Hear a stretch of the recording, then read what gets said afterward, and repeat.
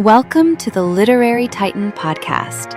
In every episode, we dive into a book we've just read and share our thoughts, from best-selling authors to rising literary stars.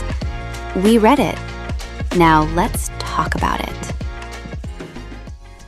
Carl Parsons' Eros and Order, Love That Creates and Destroys, is a literary fiction story collection about love in its many unstable forms. Romantic love, marital love, possessive love, moral love, social duty, desire, grief, and rescue. The stories move from a collapsing marriage to a murder shaped by obsession, then into a tender but uneasy attempt at saving someone from despair, before widening into immigration, communication, and historical memory. As a work of literary fiction, it is less interested in neat comfort than in the pressure people put on one another when they confuse love with ownership, salvation, escape, or control. Parsons doesn't rush.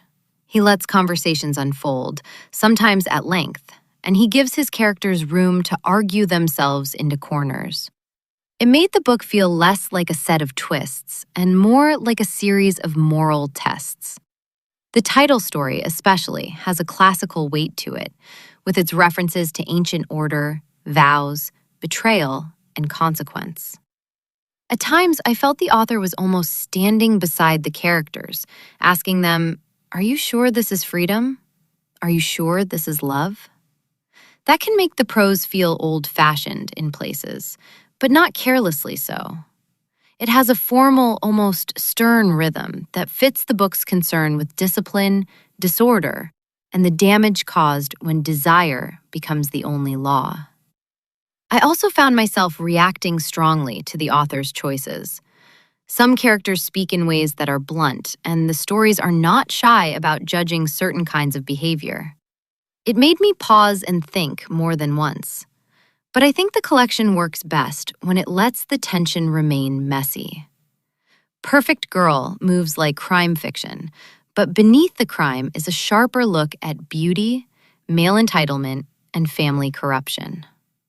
No Good Deed turns toward rescue and hope, though even there, Parsons keeps asking whether love can actually save someone, or whether it can only offer a place to begin.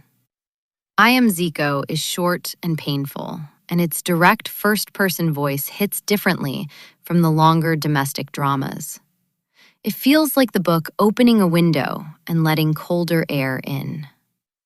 Eros and Order is a thoughtful and often compelling collection for readers who like literary fiction with moral stakes. It would especially appeal to readers who enjoy character-driven stories about relationships, consequences, crime, and social order, rather than fast plots or easy answers. It asks you to sit with flawed people, watch them make damaging choices, and consider what love creates when it is patient, and what it destroys when it becomes selfish. Readers who appreciate reflective fiction with a classical sensibility and a serious view of human behavior will likely find a lot to think about here. Thanks for joining us on the Literary Titan podcast. If today's review sparked your interest, be sure to pick up a copy of the book and experience it for yourself.